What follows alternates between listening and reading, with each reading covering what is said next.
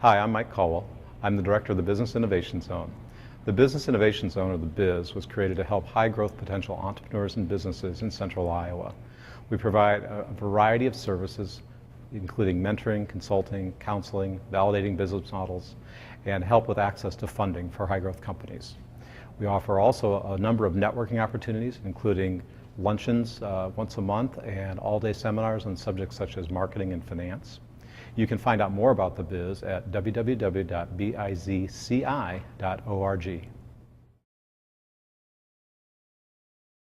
So here's the deal. Marketing is a little like New Year's resolutions. We have great intentions in January, and those of you who belong to gyms know how crowded it is, but the conversation amongst the regular gym rats is, wait till February, it'll go back to normal, right?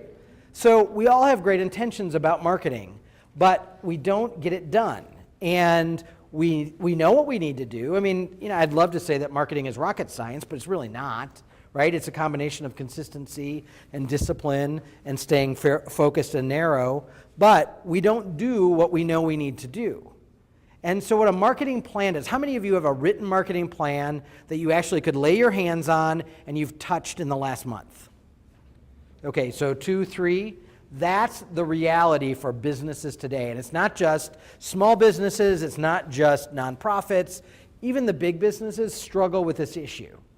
And the reality is that, do you have to have a marketing plan? No, most of you did not raise your hand. Your businesses are functioning. But a marketing plan helps you in ways that you cannot imagine. So if I said to you guys, let's all leave this room, let's go get in our cars, and let's drive to Cleveland. But here's the trick. No map, no GPS. We're just going to head to Cleveland. Would we get there eventually? Yeah, we would, right? Would we get there in an efficient manner? I don't think so. Would we waste a lot of gas and time? Yeah. So really, what a marketing plan is the map. Right? It's the map that allows you to get to Cleveland, right? Here are my goals for the business. The map gets me to Cleveland in the most efficient and effective way possible. So why do we need the map? Well, how many of you have ever had a day where when you walked in the door to work, the day played out exactly the way you thought it was going to? Has anybody, other than the day you called in sick, has anybody ever had that day? Right? Why? Because we spend our day with those. All day long, we stomp on them, we dance around them, we douse them, and we run from fire to fire to fire. Marketing very rarely is on fire. And that's why we have great intentions, and we get to the office early because we're going to write that brochure, and then the client calls, and the fires start. And you leave the office, and the brochure is a forgotten thought. And the next day, you go to the office at 8 o'clock, and you're going to write the brochure, and the employee shows up in your door and says, do you have 5 minutes, right? And an hour later, the brochure is gone because you have a 9 o'clock meeting. So that's why we absolutely have to have the plan, because when you write it down and you have it all planned out, you don't have to reinvent the wheel every day or every week or every month. You can follow the plan. You can actually make it more of a fire by putting it on a calendar, by telling other people you're going to do it, by committing to it. And you can't do any of that if it's not written down. So in your plan, we are firm believers and advocates of being a boring drip. So let me explain that just a smidge. I want you to look at this can of Coke. Everybody take a look at it, and then close your eyes. And keep them closed. Now I want in your head for you to picture that can of Coke just like you saw it. And now I want you to turn it green. What happens? What do you see now? When you make the Coke can green, what happens? Wipes out the lettering. Okay. Is it still a Coke can? No, it's Sprite or Mountain Dew or, right, 7-Up. Coca-Cola has been red forever. We associate that color and that lettering with Coca-Cola. Do you suppose the people in Atlanta, Georgia, where Coca-Cola is headquartered, are sick of red? Yes. Do you think they're a little sick of that lettering? Yes. But do they mess with it? No. Why? Because we're not sick of it. We don't deal with it every day. We like it because it's a flag to us when we're running down the grocery aisle. Oh, that's Coke. I got to grab it, right? So part of what we have to do is we have to recognize, we have to behave like the people at Coca-Cola. You all get that Coca-Cola should not turn their can green. But I'm betting that many of you have messed around with the logo colors of your company. Oh, it's fall. Maybe we should do something Halloween colored, right? You're laughing, but you know it's happened. Or you change the logo out, or you use a different font. You don't treat your own organization with the same brand and design respect that we assume Coca-Cola does. So it's boring to you. You're sick of it. It would be fun to spice it up with some holiday color, but don't. Because you being boring to you means you're consistent and trustworthy and comfortable for me, the consumer. So part of great marketing is being boring. Why? Because we know from research that somebody needs to see the postcard, the ad, the phone call, the Facebook ad, whatever it is, 8 to 13 times before they even notice that you're talking to them. So let's say you've ran something 6 times, and then of course Halloween comes, so you change things up and now it's Halloween colored. Well, guess what? You had 6 chips stacked up in my brain. But now you've changed things up, and I don't remember. I'm going to give you about 2 seconds because we get bombarded with over 5,000 messages a day. So in those 2 seconds, I don't equate the 6 things I saw and your new Halloween-themed ad, right? So now I start another stack of chips. So you have 6 next to 1. And you remember the headline in the print ads that you were running? Well, when you run radio spots, you don't use that same language. So instead of putting that on either stack, I start a 3rd stack. Now you now have the 8 chips that you needed to get my attention, but I don't equate them all with your organization, so you have to keep working to get my attention. And some companies do this all the time, and they never stack up enough chips to get our attention. Every one of you is here today because you want more people to know what it is you do. The more consistently you talk about your work and your organization and your people, the more you use the exact same language, even though you're bored to tears with it, the more you use the exact same colors, the same graphics, the same layout of the ad where the logo's always here and the headline's always here. Is it boring to you? No doubt about it. So one of the biggest mistakes, and I think small businesses are really the biggest offenders of this, is this mistake here. So let's say that I went out to my yard and I spent all day preparing the soil to plant. So I'm tilling it, I'm working fertilizer in. I don't garden, so I'm doing whatever it is you do to dirt. And I take a bulb and I plant it. Okay? And I water it, and the garden looks great. So I go in the house, satisfied with a good day's work, and I come out the next day, and I run out to the garden, and I look, and nothing has happened. I don't understand it. I did everything right. I followed the book. The Home Depot guy told me exactly what to do. Whatever. And nothing happened. So I'm disappointed, but okay, I'm going to water it again. I'm going to give it a little more time. I run into the house. The next morning, I run back out to the garden. Again, nothing has happened. You know what? There must be something wrong with that bulb. That bulb is broken. There's no flower inside that bulb. So I dig up the bulb, and I either decide that the bulb is bad, so I plant a new one, or I decide the ground is defective, so I put it somewhere else. And every 2 or 3 days, I keep doing that. Well, when I describe it that way, you think, hello, no wonder your mother is nutters, right? Runs in the family. You think that's crazy. But we do that with our marketing all the time. How many times have you heard someone say, I ran those ads for 3 weeks. Nobody came in. Oh, yeah, no. I was on the radio for a month. I didn't hear it. No one called, right? So we do that to our own marketing all the time. We dig up that bulb so fast, it has no chance to grow any roots or break the ground. So one rule of marketing as you're working on your marketing plan, that in a couple minutes, one rule of marketing is if you can't commit to it to 6 months to a year, don't start it. If you don't have the money or the time to do it consistently for a minimum of 6 months to a year, do not start it. And when you start it, you need to make a rule and a decision and an agreement with yourself that says, I am going to keep doing this once a month, once a quarter, once a whatever, until X, whether I hear from anyone or not. Because marketing is not a sprint. You don't run an ad and all of a sudden people are breaking down your door to get their computer fixed or whatever it is, right? You are marketing to stay under their nose so that when they need you, because guess what? Sometimes the very day your ad runs is not the day their computer breaks, right? So sometimes you need to stay under their nose often enough, regularly enough, looking the same, stacking up those chips so that when they need you, they remember who you are and what you do.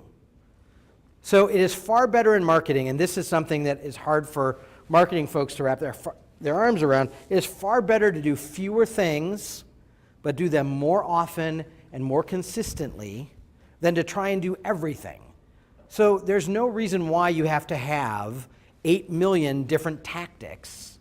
Oh, we have an e-newsletter, and we have ads, and we have radio, and we have this, and we have this, and we have this, and we have this.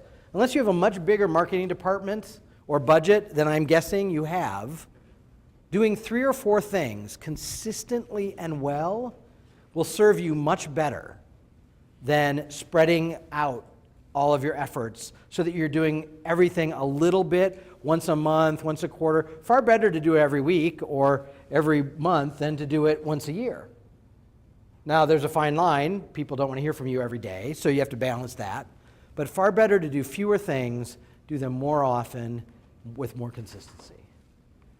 The other part of this about being a boring drip is a lot of times when somebody gets kind of burr under their saddle to get some marketing done, finally there's not too many fires, or they have a new product or service that they want to launch, they take their entire budget and within 8 weeks they have deluged the market with news about this great new product, and then what happens?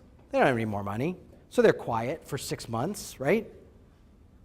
So remember that, okay, so if we have a rain, an absolute torrential downpour of a rain, my yard can only take so much of that water, and most of it runs down to the driveway and onto the street, right? There's runoff. My yard is like, no more, no more. That's what consumers are like too. It's like, oh, no more, no more. I don't want to hear anything more about it. So what do? I just ignore it, because we're pretty good. If I said to you, hey, you get exposed to 5,000 marketing messages a day, could you list them all? No, because you've done a great job of filtering in your brain. You don't even notice most of them. But think of a nice, gentle spring rain where it's nice and steady all day long, but it's soft and quiet, but it's constant. It's all day long. My yard will suck that water up all day long. That's how the marketplace is too. You're far better off to drip where you are consistently around, because remember, you don't know when they're going to need your product or service. So if you drip, drip, drip, drip. I know some of you are subscribers to the Marketing Minute, which is an e-newsletter we've been writing since 1999. It was so old we used to send it out by fax. That's how long we've been doing it. We do that every week. You get this little marketing tip, 300 words or less, bing, bing, bing, bing, bing. Nice and quiet all the time, not intrusive. You can tuck it away or delete it if you don't have time to read it, but we're under somebody's nose all the time. And I cannot tell you how many times someone has called us or emailed us and said, I've been getting that Marketing Minute for 5 years, and I'm finally ready to talk to you guys. Or I left the company that I was at where I didn't have control of the marketing, but now I have this new job, and I need to hire an agency, and so I've been a subscriber for 5 years, I'm ready to talk to you. We had no idea when they'd be ready, so we just stay out there nice and quiet and steady, and we provide value. We never try and sell our services. We're just demonstrating what we know, right? But it's all the time, constant drip, drip, drip. So be a drip, not a downpour. The other thing that matters, and we've been talking about this a little bit at our table today, is know where your personas hang out and go where they are. So if you are hunting, you would hang out where you would go where the animals hang out, right? The watering hole or whatever. Same thing for us as marketers. So part of your marketing plan needs to be about thinking about that audience. So again, this is why we're not doing the net method, but we're doing the spearfishing method, Where do your tuna, where do your Klingons hang out? And where can you go to interact with a big bunch of them at the same time? How can you touch a lot of them all at the same time? So you want to go where they hang out. All too often, I think businesses tend to sit back at their desk and wait for people to call them. We need to be out, and we need to find the watering holes. If you're talking about benefits, it's about them. It's about what matters to them. Be careful you don't drift too far back into the features, which is all about you. Because remember the cocktail party example. Nobody wants to hear somebody talking about themselves ad nauseum. They want to hear you talking about them. If you've ever been to a party and someone will say, oh, have you met so-and-so? They're fascinating. Watch that person. They ask great questions to get people talking about themselves. We find people who let us talk about us absolutely fascinating, right? So be that kind of a company. Get your clients or prospects to talk about them, and you talk about them, and they will think you're brilliant. And, of course, it's the 21st century, so make it easy to share, right? Make it easy for people to share what it is you're doing and what you're talking about. So let's talk a little bit about the idea of creating a love affair with a customer, okay? So it would be great to think that this is something that's taught in marketing classes all over the land, but it really isn't. And in fact, in a lot of places, using the L word in business makes people a little nervous. But that's the reality. We want customers that love us.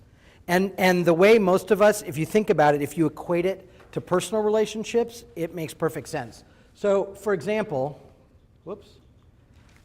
think back. I thought about a relationship that I was in many years ago, and I thought about the stupid things I did to get that person's attention. So I sent a lot of goofy cards, and you guys have done all of this, right? We made a big deal out of their birthdays, right? We send flowers for no occasion. And remember these, because we're going to talk about how all of these apply to business. And for those of you old enough to know, we made mixtapes, right? Remember how long that took? You had to go buy all the albums, right? And then you had to sit in front of the record player. Those of you remember what that is. And you had to play each song, and you had to hit record on the cassette, and then the pause, and then the record. That took all day, right? But you had picked out the exact right songs for him or her, and oh boy, when you gave a mixtape, that was serious, right? That was serious relationship investment. Those same behaviors can be unleashed on our customers. And they can be unleashed in a way that creates that love affair. So there are 3 lessons in what I call the art of woo, or creating love affairs with your customers. The first one is, it's got to have an element of surprise, and it's got to be all about them, okay? Second one is, the more personal, the better. And the third one is, you have to know who they are if you're going to woo well. Okay? So let's look at all those for a minute. I want to show you a couple examples, and then I want to give you time to weave this into your marketing plan. So the first one is an element of surprise. It's got to be all about them. The danger, of course, is that you bait and switch. You make an offer, you make a gesture, and it turns out that it's just to get them to buy something. So, for example, during the holidays, a lot of people send cards and greetings, and I find the ones where they go, oh, as a thank you for your business all year long, during this holiday season, we'll give you 20% off your ink cartridges for the next month. That's bait and switch. You're not really thanking me for my business. You want me to buy ink cartridges, right? So you need to be careful about that. It cannot be insincere. They'll feel it and see it, and it doesn't have to be a big deal. Right? It does not have to be a big deal. Think about the things that delight us as customers. When you go through the drive-thru at McDonald's and they actually get your order right, are you not also surprised but kind of happy? Right? So it doesn't take remarkable effort for us to be, wow, that is awesome. 3 hamburgers in a bag, right? So let me give you a couple examples. We had a client several years ago who wanted to celebrate their 100th anniversary as a bank.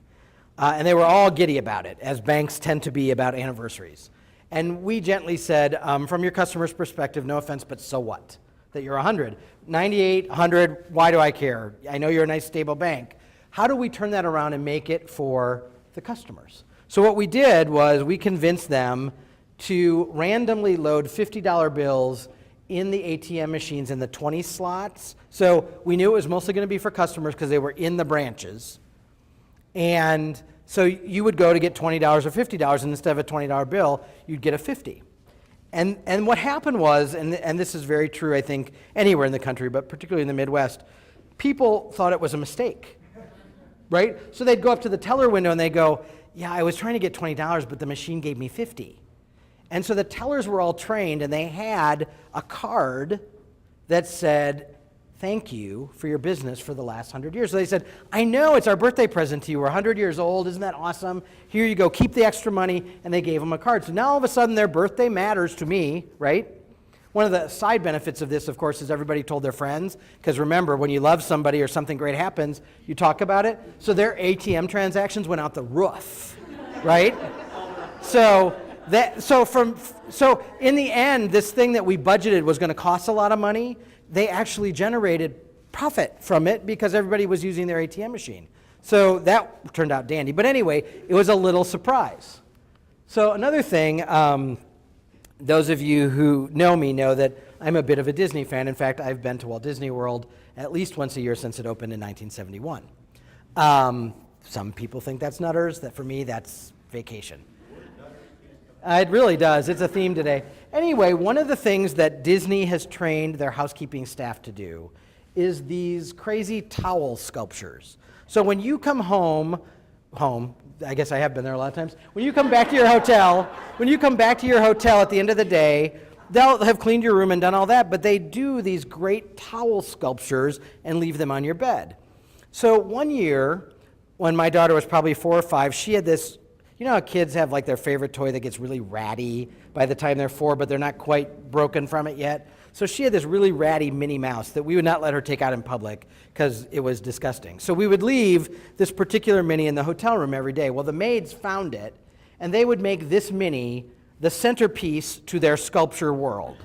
And so every day we came back, we were at Walt Disney World, and we couldn't wait to get back to the hotel to see what the maids had done to Ratty Minnie with some towels. And I swear to God, because this was a long time ago, so we actually used film, I bet we took 10 rolls of film of these crazy towel sculptures, right? That's amazing. We still talk about that today. Now, that probably took the maids 5 minutes, but that didn't happen by accident. This stuff, it feels spontaneous, it feels playful, but it was planned and it was trained. Okay? Okay, so number 2, the more personal, the better. It isn't about having their name mail merged in a letter. That's not personal, right? That's technology. And by the way, in most cases, we end up using their full name so they know it's not personal because the only person who calls me Andrew is my mother if I'm in trouble, right? So it also takes a village to pull this off. This cannot be a marketing thing. This has to be a whole company thing. This is a culture thing where the whole culture wants to create a love affair with their customers. And it creates staggering word of mouth. When you do it, and you do it well, and it's personal, it's amazing what happens. So my daughter, as I've mentioned a couple times, is a senior in high school, so she is being solicited by every college in the land. I can't tell you how full our mailbox is. And the colleges spend all this money on all this 4-color stuff, and it's beautiful. You know what she's noticing? The ones that are writing her a handwritten note. So the colleges that made her final cut were the ones that bothered to have students write her handwritten notes. Didn't matter. Literally, the 4-color brochures get pushed aside if an envelope is hand-addressed to her. We're like that, right? If you get mail and some of it is hand-addressed versus some of it is computer-generated, you open the handwritten stuff first. So one of the most powerful things, I think, for business people today is a handwritten note or letter that we send to our clients that simply says, I just want you to know I appreciate your business. My employees love seeing you walk through the door. I can't tell you, I know it occurred to me the other day that you've been a client for 10 years. I can't tell you what that means to me. Thank you for your trust. No selling, no pitching, but a handwritten note. I promise you if you do that, you will get a phone call. I promise you that note will be kept. Because we don't get a lot of those anymore, and we don't send a lot of those anymore. So little thing, doesn't cost hardly a dime, but great impact. We had a different bank client, and they were in an area that was highly populated by the elderly. And so Social Security check day was a big day at that bank because a lot of the old ladies, and it was mostly old ladies, didn't trust direct deposit. And so they wanted to walk that check in, hand it to Thelma, the teller that they've worked with for 10 years, and see it go into the bank. So they decided to put out cookies and coffee, and because these ladies would sort of hang out. So it was like the Panera equivalent for the elderly set, right? So they would hang out in the bank lobby for an hour chatting and whatever. And that's all fine and dandy, and that was great. But then something really remarkable happened, and this is that whole it takes a village thing. One of the tellers noticed that one of their regular customers hadn't been in for several weeks. And so she said to the other teller, hey, have you seen so-and-so? And they said, no, we haven't seen him. So on their own, without asking permission, without going to a marketing committee meeting, without checking with the board of directors, they called this woman's house. And they said, hey, this is Mary at the bank, and we just have noticed that you haven't been here. Are you okay? And do you need anything? The old woman started to cry because nobody had checked on her. And it turns out she was fine, but she couldn't believe that her bank, A, noticed that she wasn't there, and B, bothered to pick up the phone. So the teller started talking about this, and pretty soon that became part of the bank's culture. And the tellers keep a little list of if somebody pops into their head that they haven't seen for a while, they check with each other, and they make the phone calls. Do you suppose those people are going to be changing bank anytime soon? No. And do you suppose that woman said to her son, daughter, neighbor, whatever, you're not going to believe what my bank did today. They called because they hadn't seen me for a while and they were worried about me. That's incredible word of mouth. That's a love affair with your customers. And it's as simple as having a culture that looks for those opportunities and takes the 3 minutes to make the phone call. Third rule is you have to know who they are to woo them well. And the logic behind this is it has to matter to them. You can go way out of your way and make a grand gesture, but if it's not important to them, it doesn't work. It also, if you do it wrong, if you have a misstep, if I get something addressed to Andrew, I notice, right? And it has the opposite effect. And it's what makes it a real relationship. So,